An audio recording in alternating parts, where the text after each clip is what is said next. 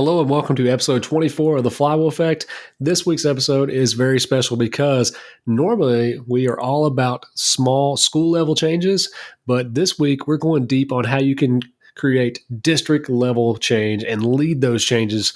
And specifically, we're talking about behavior changes because we're going to be discussing PBIS at the district level. I'm joined by my co-host, Miss Hannah Kelly, this week, and our guest is Miss Kim Wood. She's a behavior specialist from Placer County Schools, and she's going to give you some great insight on the benefits of going district wide with PBIS, the hurdles, what can you expect for leadership, what can you expect for teachers, and most importantly, what kind of results can you expect for your students? I think you're going to like this one. Happy listening. No time, no tools, big expectations. How do you transform school culture without derailing the train? Answer: little wins that bring big changes. The flywheel effect. Harnessing the power of momentum to create a school culture that celebrates change and drives itself. Hey, welcome back, everybody. Hello, and welcome to the Flywheel Effect. This is Jordan, and I'm here with my co-host, Hannah, and our guest today is a behavior specialist from Placer County Schools, Miss Kim Wood. Before we jump over to Kim, Hannah, this is your first time on the pod. Introduce yourself to folks. Yeah, thanks, Jordan. Hi, everyone.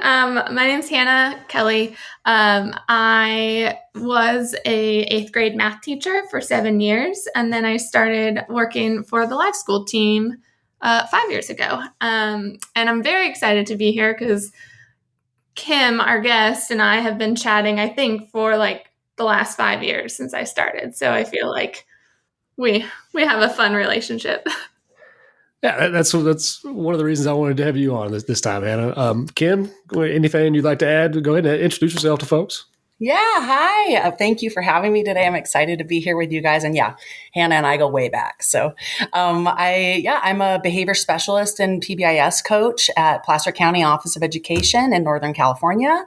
And I wear a couple different hats. We can kind of get into that at some point during the conversation, but I'm a board certified behavior analyst that works with kids directly with behavior plans and things like that. I've been doing that for about, almost 30 years. I'm dating myself here. And then I also serve as the PBIS coach for the sites that we run at Placer County Office of Education. And then I've also worked as a PBIS regional coach and trainer supporting different school districts of different sizes all around Northern California. So I'm really excited to have you on.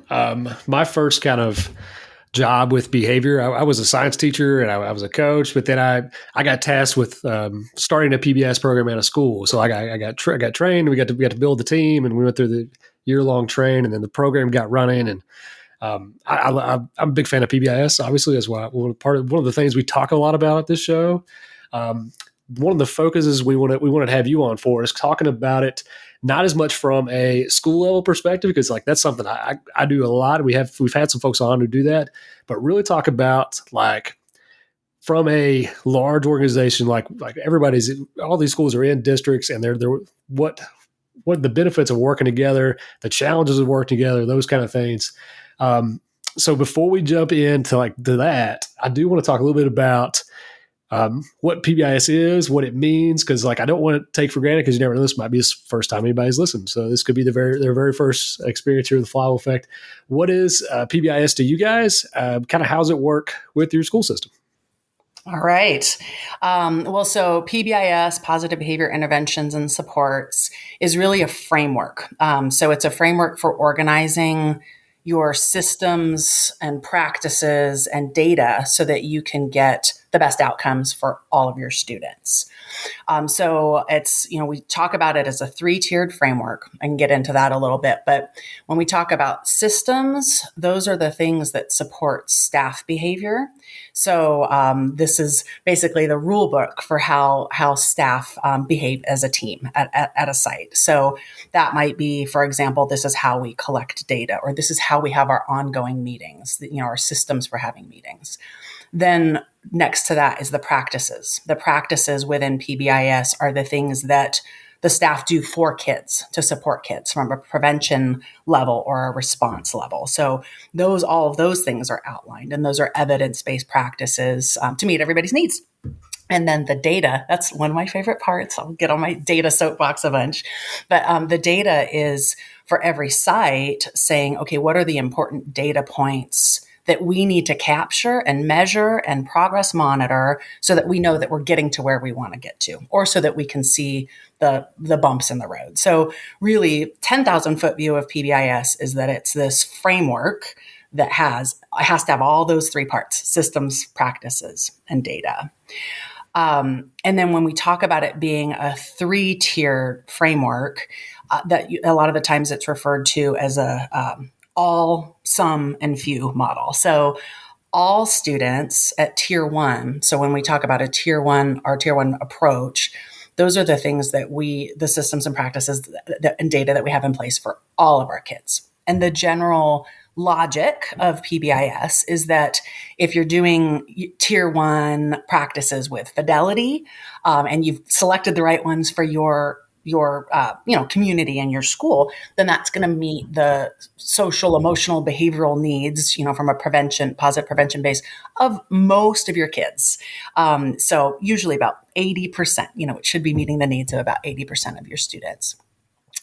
But you always know that you're going to have some of your students who need a little bit of additional support. So that's where we talk about tier 2 is kind of like that some students level. And that might be, 15 to 20% of your student population requires a little bit of an additional boost. And so those things, you would choose those based off of the needs of your site.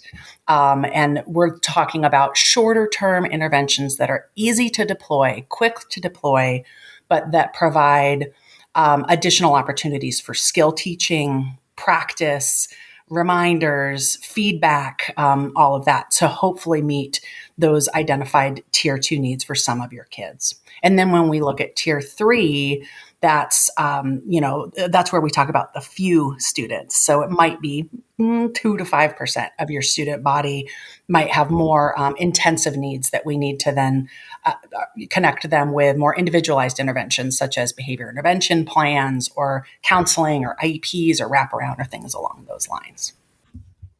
So I'm glad you started with kind of the structure of it, because that's what makes it applicable to all schools to me, is because those are things that you can apply to any school in any setting, that we have these expectations and we need to teach them this way. And then like you select those things based on your student body and the culture of your school.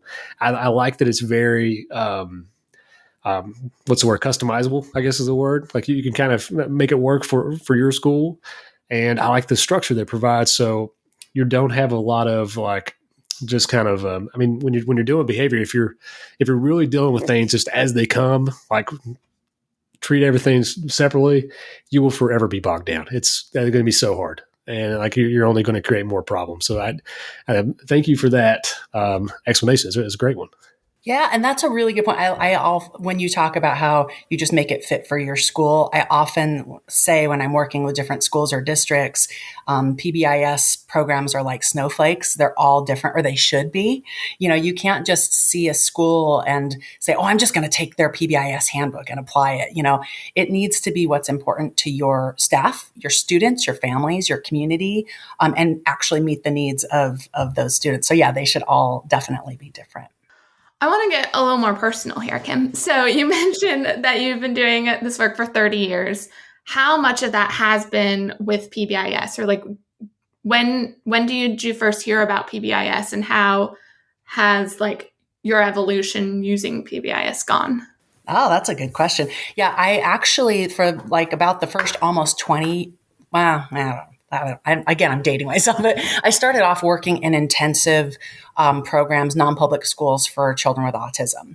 And so it was when districts couldn't support the students' level of need at their sites, they would refer to our school.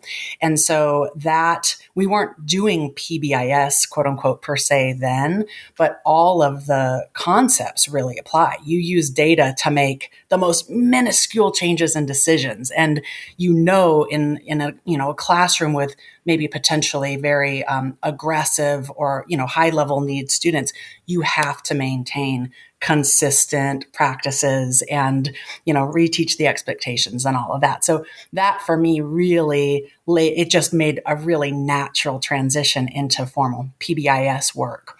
When I left that field and came to Placer County Office of Education, and public education, I started getting into PBIS there. This was probably about 10 years ago or so, because our county office actually has a whole other department that is a leader in PBIS technical assistance and training throughout the state, and so I had the wonderful opportunity to work with them and receive training and partnership from them around that, and then through that, we started scaling up and PBIS within our alternative education programs in Placer County. So our community school for expelled youth and probation, referred students, our court school for students that are incarcerated. We have a charter school, that's a K-8 kind of hybrid independent study doing it there. So we have all these really unique programs. We have full independent study programs. And so while doing that, I was also doing trainings for local school districts that were much bigger than our programs. And so I feel really fortunate to have had my feet in both kind of, places where I can work with a district that has, 7 comprehensive schools, K-12 or whatever, but then also our tiny little programs too. What that's really taught me through scaling it up in our alternative programs is the need to truly customize it based off of the context that you're working in. Can you tell us a little bit about short and long-term effects that the program's had on your kids? Yeah, definitely. Oh gosh, huge decrease in suspensions. There's been just this overtime focus on other means of correction and really making sure that we're doing our tier 1 practices well and, teaching, acknowledgement, making sure we have consistent responses to unexpected behavior. So we've seen in our programs, huge decrease in that, huge increase in the amount of instructional minutes that they're in the classroom. So before, even if we weren't suspending a student, maybe they were getting sent out of class for a reset a lot. And so several years ago, I kind of compared the number of minutes, the average number of minutes that kids were out of class and the drop that we saw. And that was huge. And we see at least a correlational increase in academic achievement, obviously, along with that too. We see so countywide, we're the county office of education. So we provide services for students who are expelled from their local school districts. That's our charge. And so countywide, more and more districts have been receiving training and, implementing PBIS. So we've seen fewer expulsions. Our student body has probably been chopped in half over the last, at our expelled site, over the last several years because the districts, are implementing this as well too.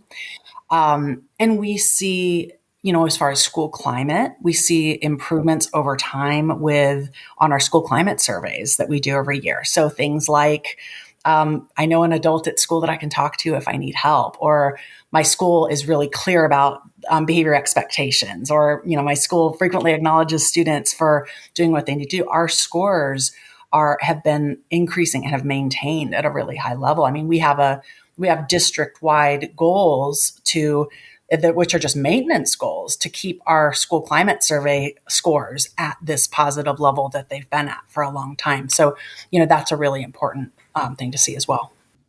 So real quickly, can you talk a little bit about your tier 1 structures? Most of our listeners probably didn't see our webinar because we have different listeners to do that. But we did a webinar with Kim in the summer. That's awesome. That I'm going to link in the show notes here if you guys can check it out. But real briefly, because she mentioned that the increase in instructional minutes, because there's fewer times with kids leaving the class. Like if this is this is your first experience with PBIS, the first time you're listening, she doesn't mean like they're just not like addressing issues. Like it's the system in place is resulting in fewer issues that would result in those issues. Can you tell us a little bit about those tier 1 strategies that your teachers are using? Definitely. I mean, it morphs over time based off of the needs of the student body. But when we're talking about tier one strategies, we look at evidence-based practices in the classroom, like each classroom having their expectations clearly posted and clearly taught.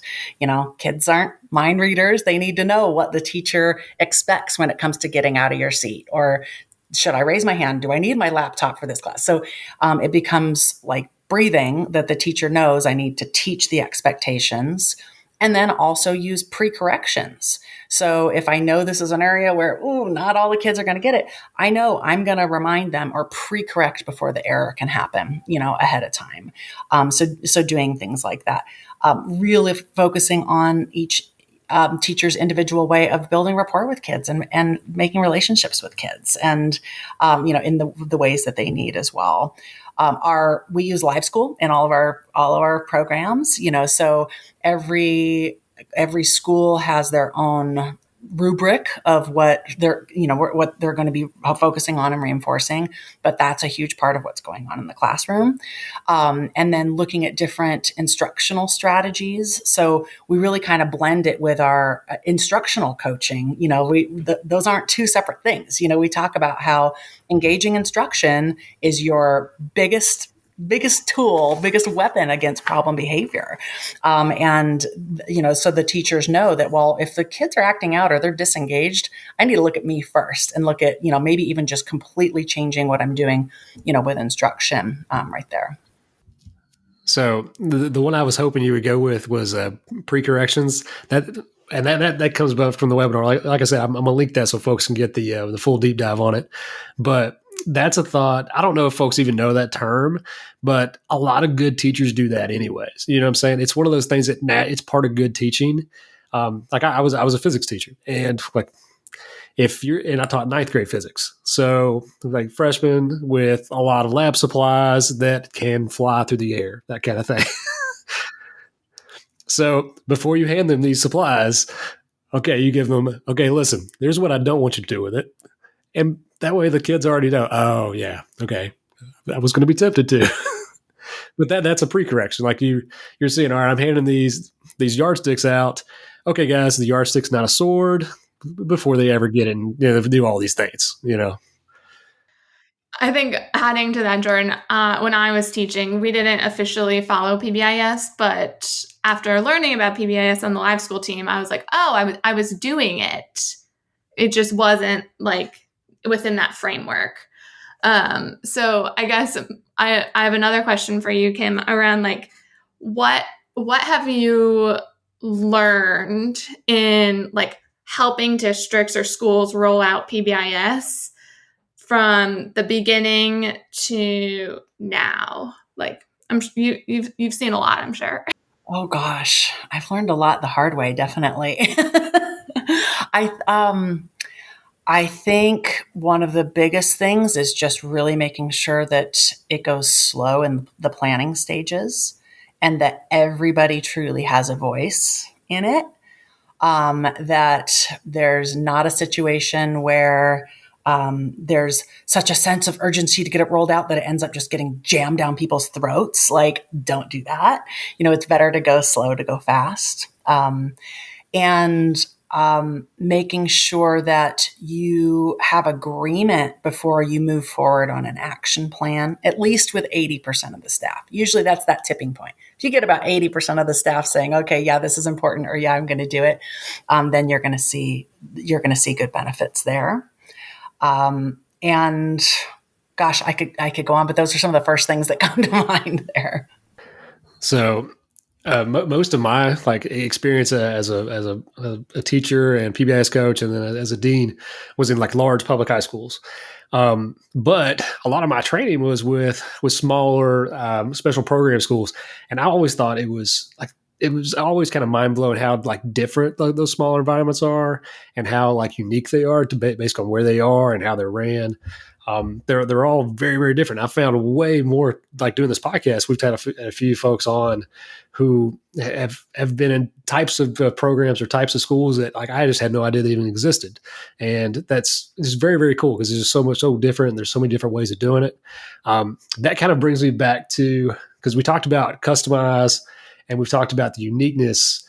What are the benefits of a full district using PBIS as opposed to each school kind of doing their own thing? Mm-hmm. Yeah, I've seen huge benefits to that. The first is that if you have support from the top down, then there's visibility about your programs. There's support for it. There's funding for it. Our County Office of Education, PBIS is a everyday word. From our superintendent all the way down. And they have seen the data, they've seen the evidence for it. And so the fact, for example, that PBIS is written into our district-wide plan, our 3-year plan and funded, and live school is mentioned in there as part of the funding, but that kind of support is huge so that we know that it's not just going to be a flash in the pan thing. Another benefit of having it be district wide is accountability, like this, and just like a shared culture and shared value across school sites and across leaders. So that it's like, okay, yeah, this is how we do things. And, it's just part of the expectations. One thing I love, when I'm getting together with all of my site principals and we're talking about data and we're talking about progress and goals, it leads to really rich conversations between the site administrators and site teams. And they can collaborate about, oh, this is what we're doing at our program and this is what we're doing here. And so, stealing those ideas and sharing those ideas is really huge too.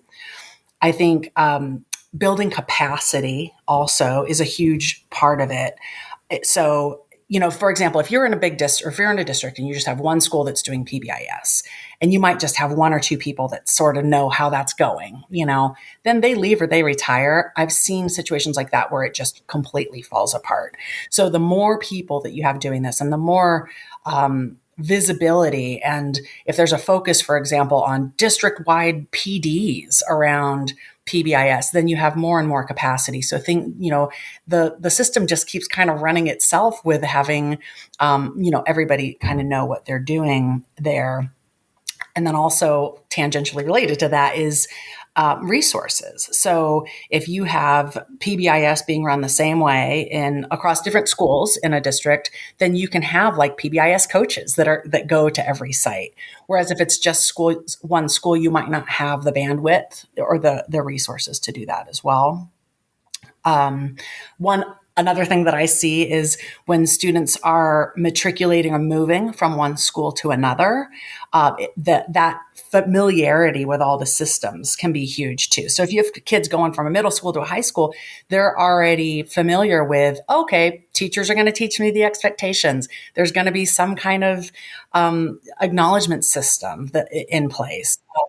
Yes, exactly. And so that can be really comforting and a good transition situation for students or for staff. If you have staff moving from one school to another, changing positions within a district, they're like, I know how to do this, no big deal. And if the systems are the same, like our PBIS meetings are very, very structured. We have, our school-wide meetings where we talk about tier 1. Across every site, they follow the same protocol. We look at data, we select a problem to solve or something to celebrate.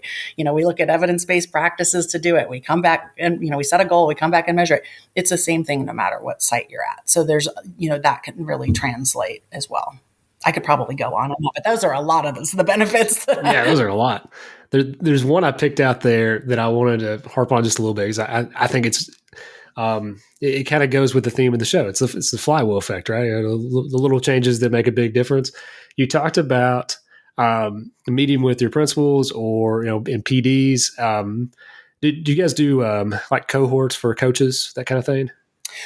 We have instructional coaches. Is that what you're talking about? Or do you have like a building level PBIS coach? Or is that just the principal there?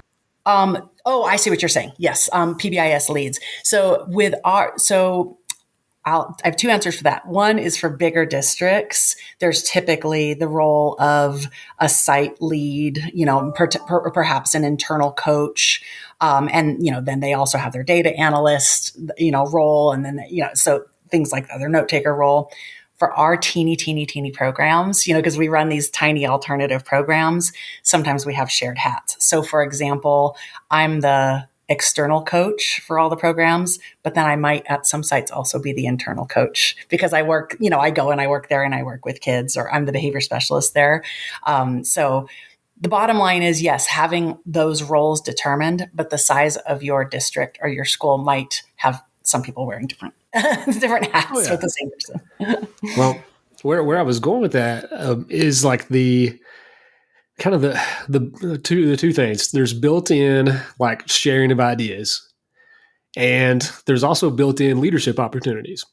And from a kind of a rolling kind of flywheel effect thing. I hate to keep saying the name of the pod, but if you teach this group of people this, and they go back to their schools and they can teach them that, all of a sudden you kind of have a situation where you have many PDs popping up all over your district sharing these ideas, and they're comfortable doing it because they've got these built-in leadership positions where they're the site lead here, or they're the data analyst for their school, and like they get more comfortable doing those things, which builds up the leadership capacity in your district. So there's some offsets that are not like, those are not directly behavior like goals, but like those are important.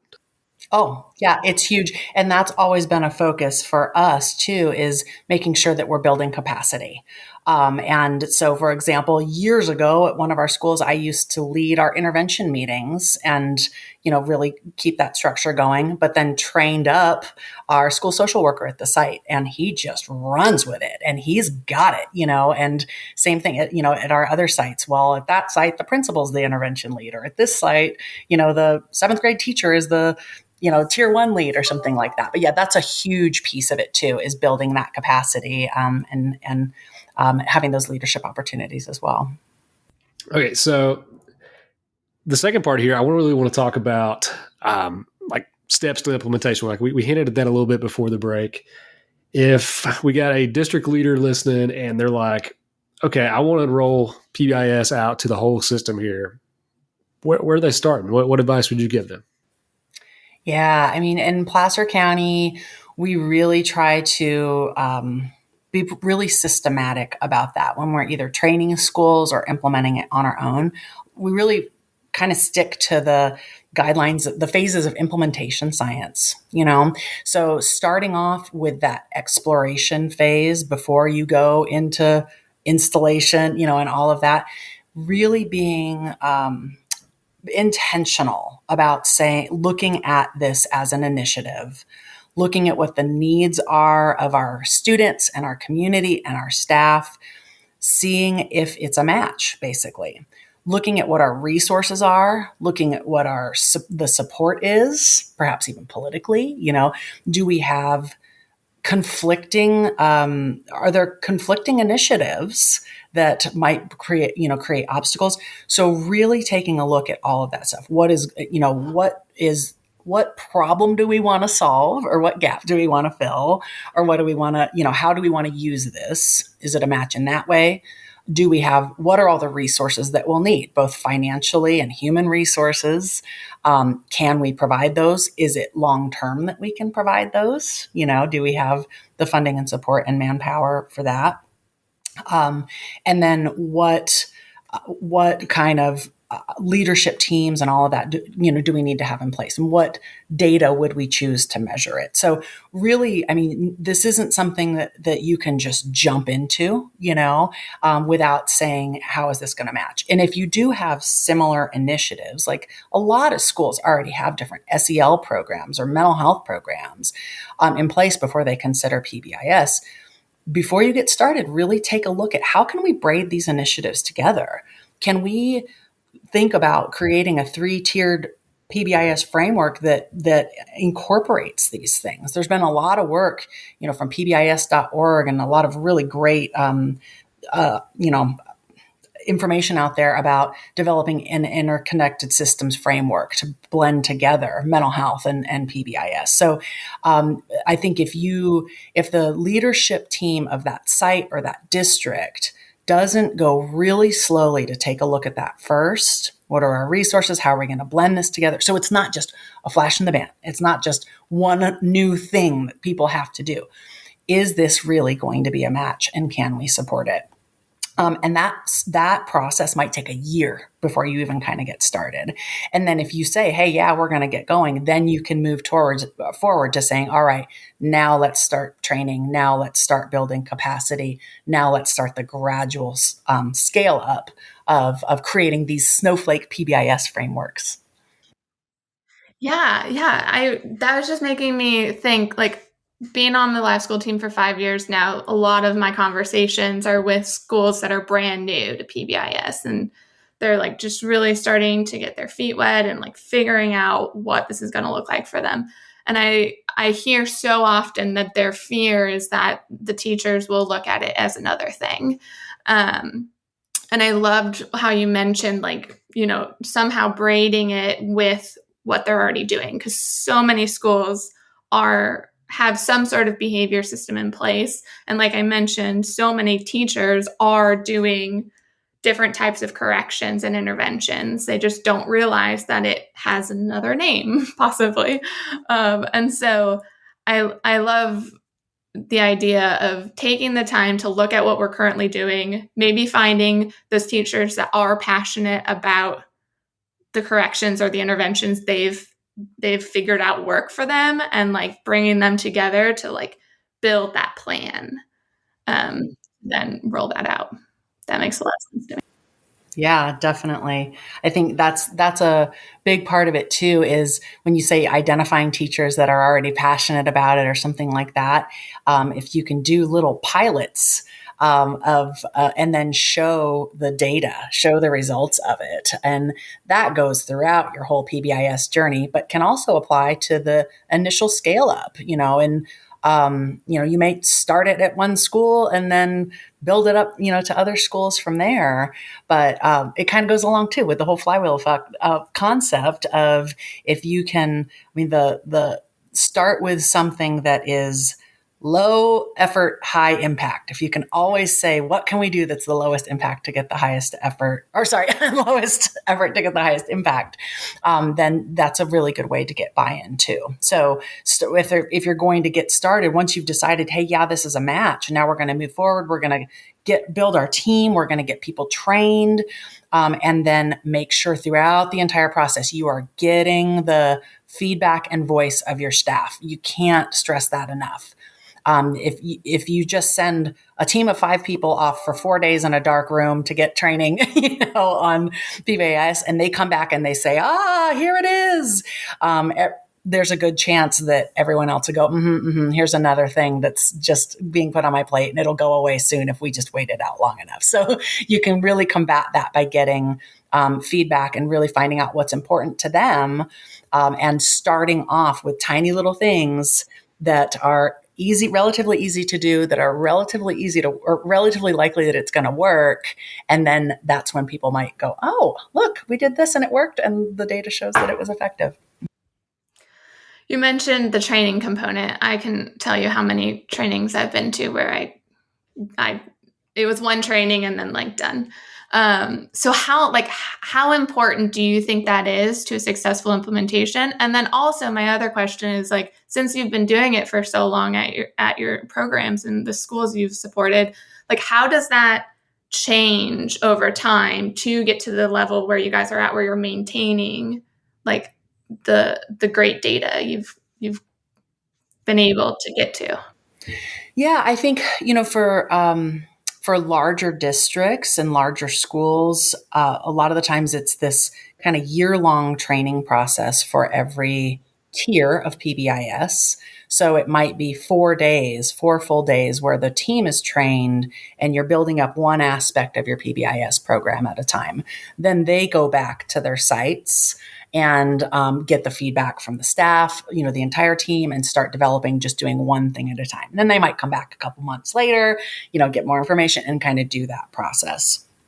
For our smaller programs, I feel really fortunate because I can customize the training. It's not 10 different school districts in a room. It's just my little program. And so I can say, hey, we're just going to do a training for 2 hours and just build our live school rubric, and then roll that out. And then we'll come back next month and then we'll work on our progressive discipline matrix, and build that up and go on from there. So there's a couple different ways that you can do that initial training piece.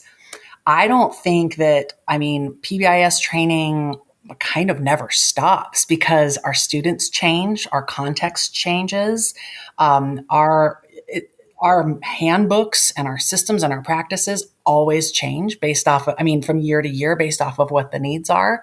So, for example, in the programs that I coach, we do formal PBIS boosters every year still.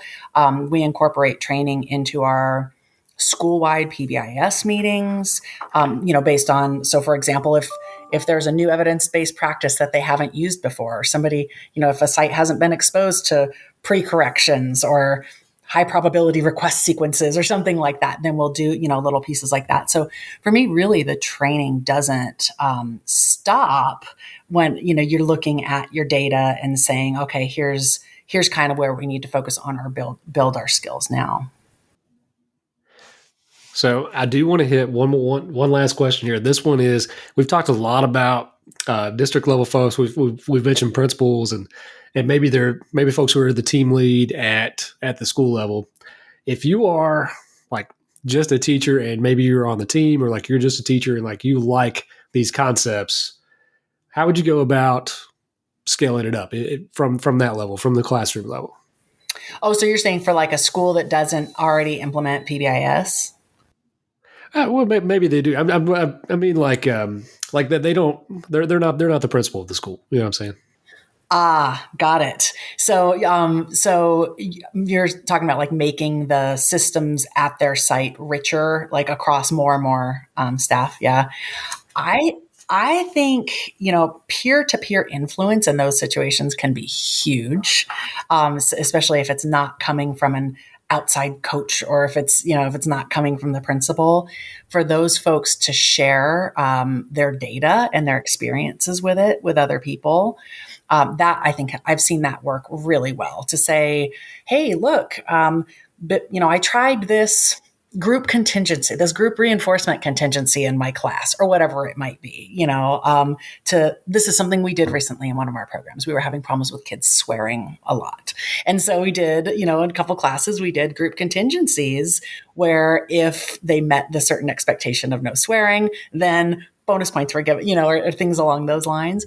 But so if they can say, hey, look, I did this is what the before picture was, and this is what the after picture was, and it really wasn't that hard, and the kids, these are all the side effects that I saw. I think those testimonials of people sharing those can be huge, whether it's about how they're managing their classroom and things like that. We try to do that at our sites, is to say, hey, I'm having problems with this behavior or whatever, this situation in my class. Is anyone not having that problem? And if so, can you share with me how that's going, and kind of team up and share information like that as well? That I think can be huge when it comes to individual classroom management, PBIS strategies, kind of whatever too, is that testimonial piece.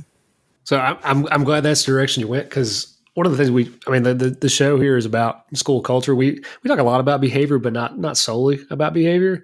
And the piece you had there, which is going to wrap up our show really nice, because that's a school culture piece too. If you've got a staff that's willing to present and share best practices, and as the leadership team, you're supporting that and encouraging it, you're going to have a very strong culture, and you're going to have a building that's going to have less turnover. You're going to have a building that has fewer behaviors, and you're going to have more success because of that. So I'm glad you mentioned that piece. Well, Kim, we're really happy you came on. We don't want to take up too much of your time. We've got a very busy job, and semester's just starting, so we will let you get back to it. If folks had other questions, is there a way they could reach you? Yeah, you can email me. It's just kwood@placercoe.org. And I love collaborating with other people and sharing ideas and stealing ideas. And I'm happy to, I always see PBIS as just kind of an open source everything. Just share whatever anybody wants. So I'm always happy to do that. This was so fun, Kim. I'm so glad we got to chat. And thank you for all the knowledge you continue to provide me and our community. Oh, it's always so great working with you guys. I've been saying for years, I'm Live School's #1 fan. So I love learning from you guys and hearing what's happening in other parts of the country too. So this is always great. The flywheel effect, harnessing the power of momentum to create a school culture that celebrates change and drives itself.